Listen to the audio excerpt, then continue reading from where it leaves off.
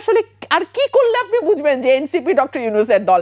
বাংলাদেশে একটা মাত্র দল এই মুহূর্তে ডিসেম্বরে নির্বাচন চায় না, সেটা হচ্ছে এনসিপি।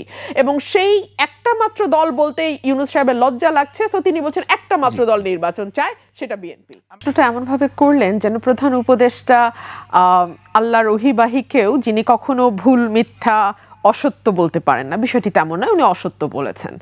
উনি অসত্য বলেছেন এ কারণেই যে এটিকে আমি কোনোভাবে ভুল বলতে পারি না। উনি যেই জায়গায় বসে আছেন সেই জায়গা থেকে উনি জানেন না যে বাংলাদেশের কোন কোন রাজনৈতিক দল নির্বাচন চায়, তাহলে তো আসলে ওনার পদে থাকাই উচিত হবে বলে আমার মনে হয় না।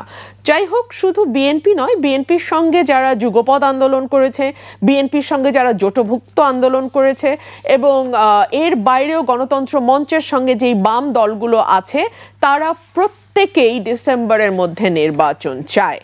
এবং আপনি যদি অনিবন্ধিত দলগুলোকেও এর সঙ্গে যুক্ত করেন, সব মিলিয়ে অলমোস্ট 100টির কাছাকাছি দল, ছোট বড় নাম সর্বস্ব যেখানে কর্মী আছে সেরকম, সব মিলিয়ে অন্তত 100টি দল নির্বাচন চায়।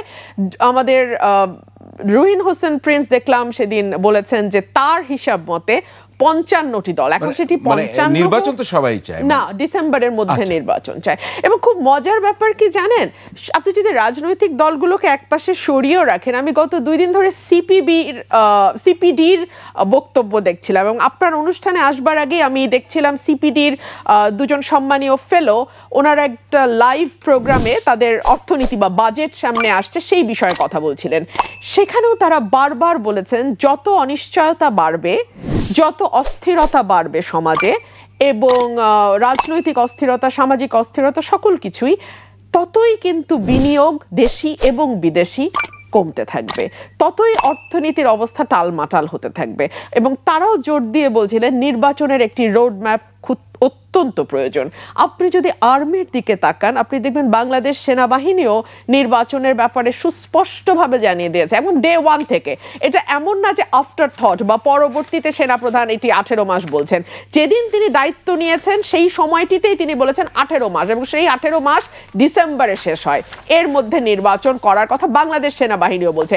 দেখুন, দেশে এখন এমন একটি অবস্থা যে অধিকাংশ রাজনৈতিক দল, আমাদের দেশপ্রেমিক সেনাবাহিনী, সেই সঙ্গে অর্থনীতি নিয়ে যারা কাজ করেন প্রত্যেকে, আইন শৃঙ্খলা এবং প্রশাসনে যারা আছেন তারা সকলেই কিন্তু নির্বাচনের ব্যাপারে জোর দিচ্ছে, কারণ নির্বাচনের মাধ্যমেই কেবলমাত্র আপাতত একটা স্থিতিশীল অবস্থা আসতে পারে। আমি একটু পরে ঢুকতে চাইছিলাম, আপনাকে একটা প্রশ্ন করতে চাইছিলাম। আপনি যখন বলেই ফেলছেন সেনাবাহিনী, আমি যদি আপনাকে একটা ডকুমেন্ট দেখাই, আর যদি এখানেও দেখানো সম্ভব হয়, যে একটি প্রপোজিশন বা যেটাকে আপনারা বয়ান বলেন, ইদানিং এই শব্দটা শুনছি, তাতে কি দাঁড়ায়?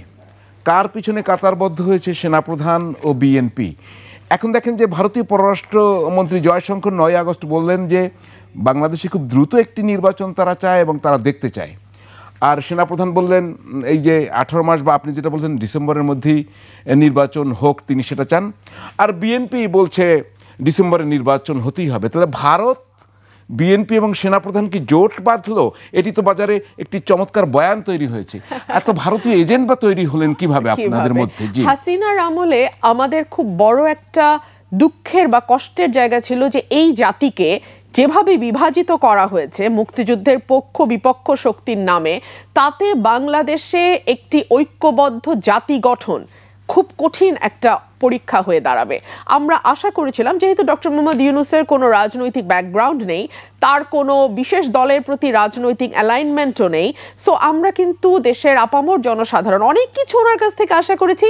তার প্রথম আশাটা ছিল উনি একটি ঐক্যবদ্ধ জাতি তৈরি করার চেষ্টাটা করবেন। আমি তো বলি না যে 9 মাসে এত বিভাজিত জাতি ঐক্যবদ্ধ হবে, তবে সেটার একটা প্রথম ধাপ হয়তো তিনি একটা সূচনাটা তার হাত দিয়ে হবে।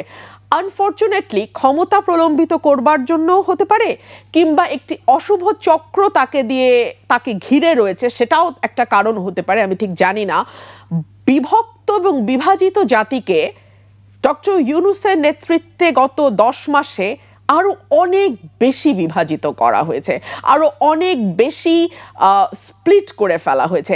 এখন এরকম হয়েছে জানেন যে একজন আরেকজনকে পারে না একেবারে নগ্ন করে সোসাইটিতে ছেড়ে দেয়, এরকম একটা ভয়ানক আদিম সমাজের দিকে চলে গেছে। চক্র আর এই ভারতীয় এজেন্ট বিষয়, এই যে আমি জায়গাটাতে আসছি, এবং এখন কি হচ্ছে, আগে ছিল মুক্তিযুদ্ধের পক্ষ বিপক্ষ বলে আপনি জাতিকে বিভাজিত করতেন। আপনি যদি গণতন্ত্রের কথা বলেন আপনি মুক্তিযুদ্ধের বিপক্ষ, আপনি যদি বাক স্বাধীনতার কথা বলেন আপনি মুক্তিযুদ্ধের বিপক্ষ, আপনি যদি মানবাধিকারের কথা বলেন আপনি মুক্তিযুদ্ধের বিপক্ষ। এখন যেটা হয়েছে, ইউনূসের আমলে যেটা হয়েছে, আপনি এখন নির্বাচন চাইলে আপনি রয়ের এজেন্ট, আপনি গণতন্ত্রের কথা বললে আপনি রয়ের এজেন্ট, আপনি অনির্বাচিত সরকারের অনির্দিষ্ট মেয়াদ পর্যন্ত থাকাকে সমর্থন না করলে আপনি রয়ের এজেন্ট, আপনি যদি বাংলাদেশের একটা স্থিতিশীলতা চান আপনি রয়ের এজেন্ট। মুশকিল হচ্ছে, একে তো বিভক্ত ছিলই জাতি, এখন এই নতুন নতুন টার্ম, আপনি বয়ান শব্দটা বলার আগে বললেন না, যেটা এখন সমাজে খুব জনপ্রিয় একটা শব্দ, ঠিক তেমনি রয়ের এজেন্ট, এর আবার ইংরেজিটাও খুব জানি আমরা, ন্যারেটিভ। হ্যাঁ, এটা এখন সমাজে খুব একটা প্রচলিত এবং বহুল ব্যবহৃত শব্দ। একইভাবে রয়ের এজেন্টও খুবই প্রচলিত এবং বহুল ব্যবহৃত। এটি এমন হয়েছে যে আপনি একটা বিশেষ গোষ্ঠীর যদি পারপাস সার্ভ না করেন, আপনি যদি বাংলাদেশ এবং তার 17 কোটি মানুষের বেটারমেন্টের জন্য আপনি আপনার মত বলেন, যেটা হয়তো সেই পার্টিকুলার গ্রুপ অফ পিপলকে আহত করবে, সাথে সাথে আপনি রয়ের এজেন্ট। আপনি নারী হলে আপনাকে একেবারে অ্যাসিসিনেট করে, ক্যারেক্টার অ্যাসিসিনেট করে আপনাকে জাতা বলে ফেলবে। এবং আমি খুব মজা নিয়ে লক্ষ্য করি, জানেন, আপনিও তো বেশ অ্যাসাসিনেটেড হন।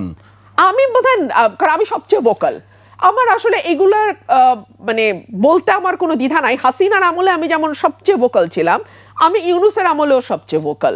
সো আমি জানি না ভবিষ্যতেও আমি আবার এরকমই ভোকাল আমাকে থাকতে হয় কি। আপনার এই প্রশ্নে যাওয়ার আগে আমার যেই ভাই পাকিস্তান থেকে যুক্ত হয়ে কথা বলছিলেন, ওনার কথার একটু জবাব দিতে চাই। দেখুন, আমরা ডক্টর ইউনূসের উপরে উনি যেমন ভরসা রেখেছেন, এখনো রাখছেন, একই রকম প্রত্যাশা বাংলাদেশের মানুষের ছিল, রাজনৈতিক দলগুলোর ছিল, সেনাবাহিনীর ছিল, প্রতিষ্ঠানগুলোর ছিল। না হলে ওই টালমাটাল সময় ডক্টর ইউনূসকে আমরা নিশ্চয়ই দেশের দায়িত্ব দিতাম না। কিন্তু আমরা দেখলাম যে ওনার মধ্যে ট্রান্সপারেন্সি এবং অ্যাকাউন্টেবিলিটির একটা বড় ঘাটতি। আমরা দেখলাম উনি ফোকাসড, ওনার সরকারকে মনে হচ্ছে না ওরা কি অ্যাচিভ করতে চাইছে। ফর এক্সাম্পল, সংস্কার, বিচার, নির্বাচন, আপনিও যেটি বলছিলেন, সংস্কারের 121টি প্রস্তাব, যদিও রাজনৈতিক দলগুলোর সঙ্গে আলোচনা হয়নি, বাট সরকার বলেছে এটা অতি দ্রুত সময় আশু বাস্তবায়নযোগ্য।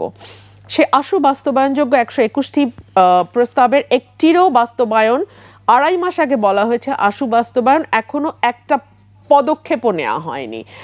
আমরা বিচারের কথা, বিচার is a lengthy process. I myself is a lawyer, I am a practising lawyer in Supreme Court. আমাদের যে কোনো মামলা শুরু থেকে শেষ বলতে আপনি যদি অ্যাপেলেট ডিভিশন বুঝান, ইট tax at least 10 to 12 years। So 10-15 বছর বাংলাদেশে নির্বাচন হবে না, এটারও কোনো সঠিক জবাব আমরা পাইনি। আমার সাংবাদিক ভাই বলছিলেন যে উনি ডেফিনেটলি ব্যক্তিগত কোনো লাভ বা ব্যক্তিগত যেই ক্ষমতা তাকে দেয়া হয়েছে সেই ক্ষমতা এনজয় করছেন তেমনটি নাও হতে পারে, বিকজ ওনার রেপুটেশন ইন্টারন্যাশনালি উনি ফেমাস। তো ওনার নতুন করে প্রধান উপদেষ্টা হয়ে ক্ষমতা এনজয়ের কিছু নাই।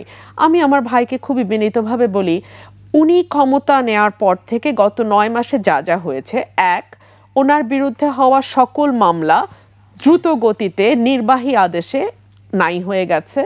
ওনার প্রতিষ্ঠানে 666 কোটি টাকার কর মওকুফ করা হয়েছে। ওনার প্রতিষ্ঠান থেকে উনি বেশ কয়েকজনকে উপদেষ্টা পরিষদে জায়গা দিয়েছেন। এসডিজি বাস্তবায়নের যিনি প্রধান লামিয়া মোর্শেদ, তিনি ওনার ইউনূস সেন্টারের সেকেন্ড ম্যান।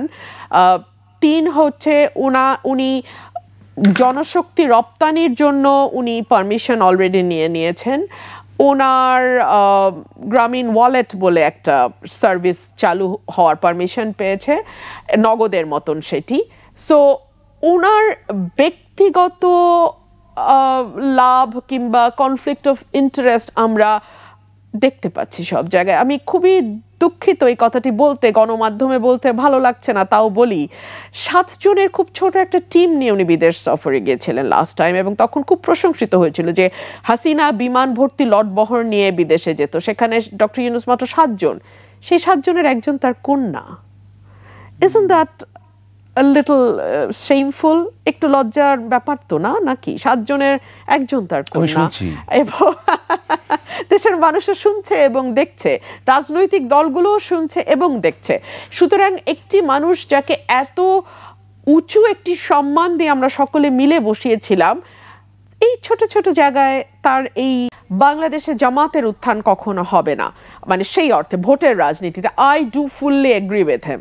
আমাদের দেশে আমিও বিশ্বাস করি যে জামাত ওইভাবে পার্লামেন্টে ব্রুট মেজরিটি নিয়ে গিয়ে সরকার গঠন করবে, এটা আমিও মনে করি না। তবে ভারতের বয়ানকে কি সাহায্য করে না যখন আমরা দেখি একজন নারী বাংলাদেশে গত 9 মাসে মরাল পুলিশিংয়ের শিকার হয়, কিংবা যখন আমরা দেখি যে একজন নারীকে ফ্রি স্টাইলে পেছনে লাথি মেরে উড়িয়ে দেওয়া যায়, কিংবা আমরা দেখি বরিশালের লঞ্চে 2 নারীকে কেবলমাত্র পার্টি করার অপরাধে, এটা অ্যাবসলিউটলি তাদের ব্যক্তিগত ব্যাপার, মুন্সিগঞ্জে আমি দুঃখিত, তাদেরকে পেটানো হয়। এই বিষয়গুলো কি অনেক বেশি সাহায্য করে না ভারতের সেই বয়ানকে প্রতিষ্ঠা করতে? আমি খুব অবাক হলাম, ক্যান ইট বি আ পত্রিকার language? I haven't seen this Amar Desh report obviously, but the way they said যে মিথ্যাচার করলেন, ঠিক কোনটি আমার মিথ্যাচার, এটা যদি আমার দেশ বলতো তাহলে সেটা আমি একটা গণমাধ্যমের প্রকৃত রিপোর্ট হিসেবে ধরতে পারতাম। এটা অনেকটা বিদ্বেষ প্রসূত একটি রিপোর্ট, যেটা আমরা যে কোনো অনলাইন কোনো বাপমা ছাড়া যে পোর্টালগুলো আছে সেগুলোর কাছে আশা করতে পারি। বাট আমার দেশের as far as I know একটা মানে ইয়ে আছে, মানে তাদের তো লাইসেন্স টাইসেন্স সব আছে। তারা যে বলে দিল একটা ফ্ল্যাট হেড একটা ইয়ে যে রুমিন মিথ্যা বলেছে, ঠিক কোনটা মিথ্যা বলেছি, কোটায় মিথ্যা বলেছি, সেটা সত্যটা কি হবে, এটা যদি সাথে সাথে তারা বলে দিত, ডেফিনেটলি আমি আমার নিজেকে রেকটিফাই করতে পারতাম। সম্ভবত পুরো ভিডিওতে আছে, আমরা পুরোটা দেখাতে পারিনি। ভিডিওটা আমার মনে হয় না, আপনি যদি চেক করেন, আমার কানেও তো এসে ভিডিওর ব্যাপারে, আমি তো I haven't scene that, but সেখানে কোনো নির্দিষ্ট করে বলা হয়নি যে কোনটা। যেমন কেউ কেউ বলছেন বিভ্রান্তিকর, হ্যাঁ, মানে সরকারের কিছু কিছু লোক, আজকাল তো আবার সরকারের সবাই ফেসবুকে কথা বলে। আপনি তো ইউনূস সরকারকে বলছেন, এনসিপি কে বলেছেন ইউনূস সাহেবের পার্টি। ও নিশ্চয়ই, অবশ্যই, আমি মনে প্রাণে বিশ্বাস করি। আবার ওই যে একটু বলেছেন, আপনি আমাকে না বলতে দিতে হবে কেন আমি পার্টি বলেছেন বলি। আরেকটা ইস্যুতেই তারপরে বলেন যে ভারতের ব্যাপারে বাংলাদেশের মানুষের কিছুটা রিজার্ভেশন আছে। হ্যাঁ, আমি তারপরে থামিয়ে দিলেন, খুব মজা। আপনার ভারতের দালাল কারা, আপনারা না আমি বুঝি না, কারণ আপনারা ওখানে ঠিক ওই জায়গাটাতেই থামাই দিলেন। কেন দিলেন আমি জানি না। একটু দাঁড়ান, ওই জায়গাটাতে আমি বলেছিলাম বর্ডার কিলিং এর কথা, আমি বলেছিলাম তিস্তা সহ 54টা অভিন্ন নদীর পানি বন্টনের কথা, আমি বলেছিলাম বাংলাদেশের নির্বাচনে ভারতের নগ্ন হস্তক্ষেপের কথা। ঠিক ওই জায়গাটাতে এসে আপনার ভিডিও বন্ধ হয়ে গেল। আমি বুঝি না আপনারা ভারতের দালালি করেন, আমার নাম দেন নাকি, আমি ঠিক বুঝি না। আর 2 হইল এনসিপি, অফকোর্স ডক্টর ইউনূসের দল।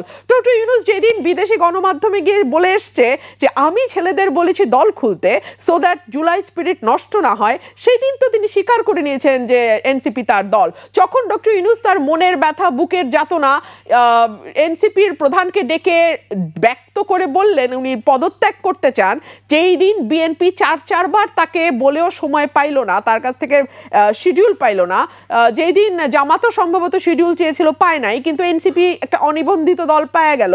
সো আপনাকে বুঝতে আসলে আর কি করলে আপনি বুঝবেন যে এনসিপি ডক্টর ইউনূসের দল। বাংলাদেশে একটা মাত্র দল এই মুহূর্তে ডিসেম্বরে নির্বাচন চায় না, সেটা হচ্ছে এনসিপি, এবং সেই একটা মাত্র দল বলতে ইউনূস সাহেবের লজ্জা লাগছে। সো তিনি বলছেন একটা মাত্র দল নির্বাচন চায়, সেটা বিএনপি।